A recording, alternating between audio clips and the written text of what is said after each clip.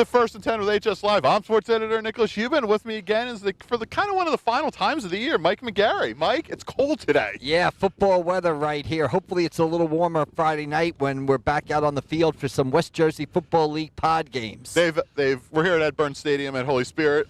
They've repainted the field here. It looks wonderful.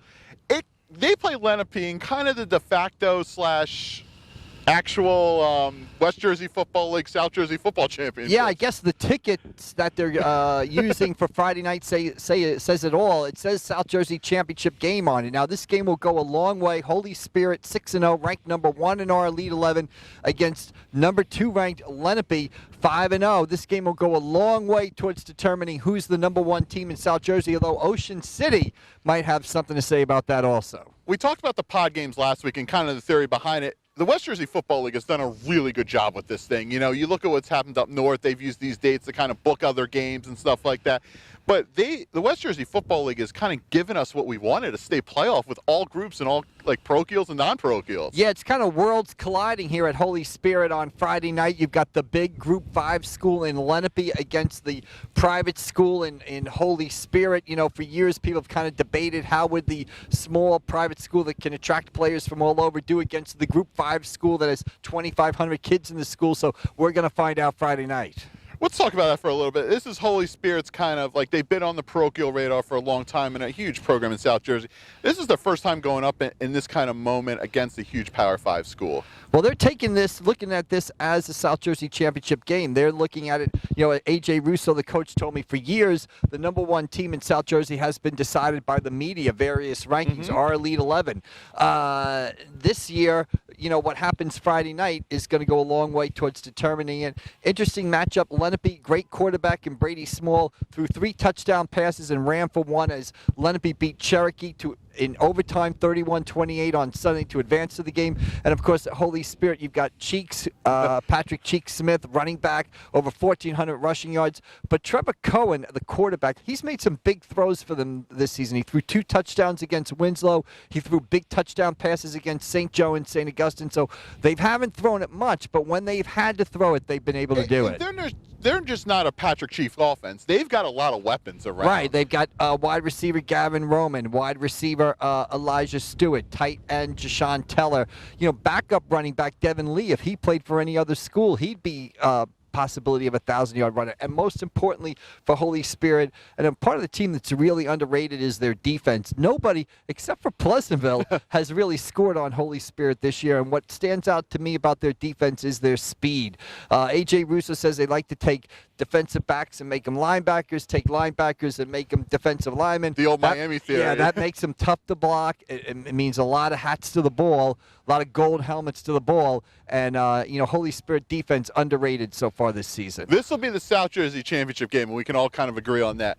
But there might be one team out there who has a game on Friday night and said, hey, where's our part of this pie? Yeah, Ocean City hosts Camden in the Pod B championship game. Ocean City advanced with a 12-7 win over St. Joe last Friday night. And Ocean City, you know, they've done everything they're supposed to. They're 6-0. They've won impressively. They'll play a 4-1 Camden team. And, you know, possibility that, you know, Ocean City, you know, they win that game, then they play Pleasantville on Thanksgiving. They've got a chance at being only the 3rd undefeated team in Ocean City football history. That's saying something because Ocean City's played football for, I believe, around 100 years. We'll have a split champion in a way because the pollsters will split it up like we used to do in college football.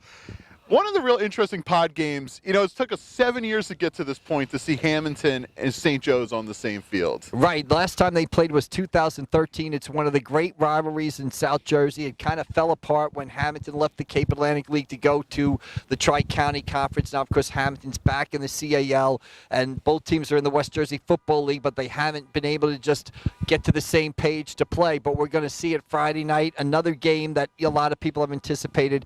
Hamilton and St. Joe, 2 great players in that game. St. Joe with Ahmad Ross, linebacker, running back, just having a great season, and Hamilton running back Jaden Abrams, you know, senior running back's had a great career with the Blue Devils and has had a great season so far this year. Let's be honest about this. We need to see more of that game. Like, that game needs to be everyone's got to get on the same page. Yeah, it used to be played the Saturday after Thanksgiving. It was one of the few games played in South Jersey that day. It was always a huge game.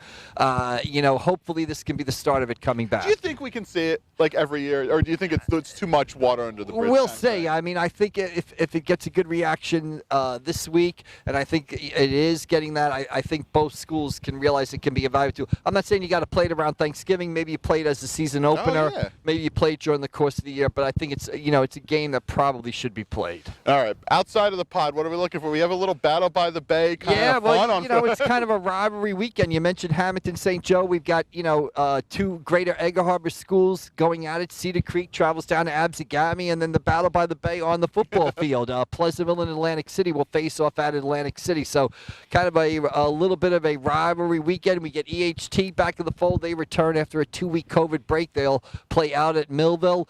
So, it looks to be an entertaining Friday night of football as we almost get down to the end here. I can't believe it. I can't believe we got to this point. I can't believe it's here. Like, it's kind of moved really fast, and it's been a roller coaster. As someone once said, you're driving through a snowstorm with your lights on and holding on for dear life in a lot of ways. And checking Twitter to see what programs are impacted. But we're lucky most teams are playing. I think Mainland shut down this weekend. Bridgeton shut down, but just about everybody else is in action this, as we hit the final weekend of the season here. Follow Mike. He'll be out here on Friday night. Hopefully it'll be warmer.